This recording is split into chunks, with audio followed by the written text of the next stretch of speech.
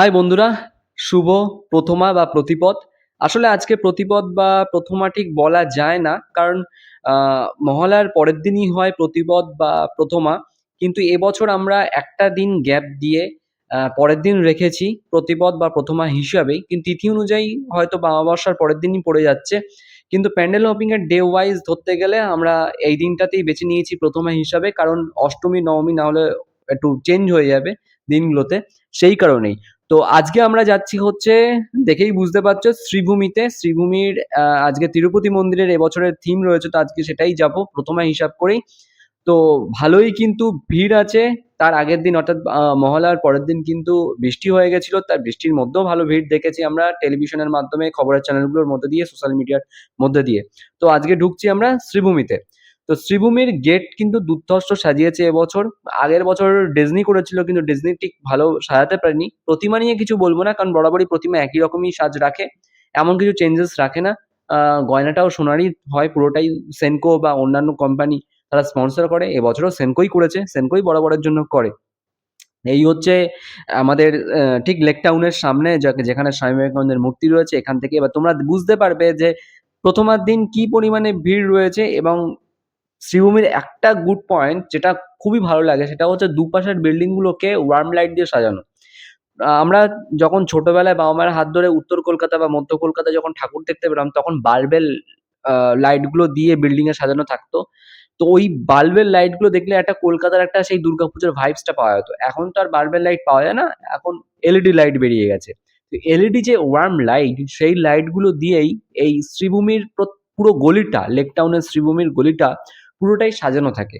এবং ওর পাশ দিয়ে যখন আমরা হেঁটে যাই ঠাকুর দেখার জন্য, না একটা অন্য অনুভূতি কাজ করে, যেটা না বোঝানো যায় না। যারা তোমরা আসবে তারা নিশ্চয়ই, যারা এসেছো বা আসো বা যারা আসবে প্যান্ডেল হপিং এ, তারা নিশ্চয়ই জানো যে শ্রীভূমির এই একটা গুড পয়েন্ট কাজ করে, যে আমাদের সেলফি তোলা বলো বা এই ভাইবস গুলো। এই হচ্ছে তিরুপতি মন্দির। ছবি তোলা বা ভিডিও করা কতটা চাপের হয়, যারা তোলো তারাই জানো এই ভিড়ের মধ্যে কি হিউজ ভিড়, মানে আমাকে বারবার বাধার সম্মুখীন হতে হচ্ছে, প্রবলেম হচ্ছে। আর তিরুপতি মন্দিরটা এবার খুব সুন্দর সাজিয়েছে, তোমরা নিজেরাও যখন আসবে প্যান্ডেল হপিং এ তখন দেখতে পারবে, খুব সুন্দর সাজিয়েছে, খুব ভালো করেছে। এবং লাইট তোমরা আমি সাজেস্ট করবো রাত্রিবেলা আসো, দেখো কত সুন্দরভাবে তোমরা লাইট ডেকোরেশন দিয়ে দেখতে পারবে। রাত্রিবেলা যতটা চেষ্টা করবে রাতের দিকে আসার চেষ্টা করবে, তাহলে রাতের দিকে বা একটু অন্ধকার হলে সন্ধ্যেবেলা বা বিকেলের দিকে, যারা একটু সূর্য অস্ত যাবে তখন দারুণ দারুণ লাগবে। কারণ সত্যি আমি বলবো, আগের বছর ডিজনির থেকে এবছরের তিরুপতি মন্দির সত্যিই ফুটিয়ে তুলেছে। মাতৃ প্রতিমার সাথে মণ্ডপ সজ্জা, আর তার উপরে যে গর্ভগৃহে যে ঝাড়টা রয়েছে না, এই ঝাড়টার সাথেই মেন অ্যাট্রাকশন হয়ে উঠেছে এই মণ্ডপের। ঝাড় দিয়েই দারুণ ফুটিয়ে তুলেছে মণ্ডপটা। তার সাথে মাতৃ প্রতিমার অপরূপ মুখশ্রী, ঠিক তেমনি অপরূপ দৃশ্য। মাকে মানে মন ভরে তুমি দেখতে পারবে মাকে। আর বেরোনোর পর যেটা প্রতি বছরই থাকে, একটা সেলফি পয়েন্ট, কারণ এক্সিট পয়েন্ট দিয়ে তখন সবাই সেলফির ধুম উঠে যায়, ওখানেই সেলফি তোলা, ছবি তোলা, যত ফটোগ্রাফি হয় সব এক্সিট পয়েন্টই হয়। আমিও এখানেই ছবি তুলেছি, কারণ এই জায়গাটাই মেন ছবি তোলার জায়গা শ্রীভূমিতে। আর এই ওয়ার্ম লাইটের উপরে ছবি তো, যারা ছবি ফটোগ্রাফি করো তারা তো জানোই যে ওয়ার্ম লাইটে কতটা ছবি ভালো আসে।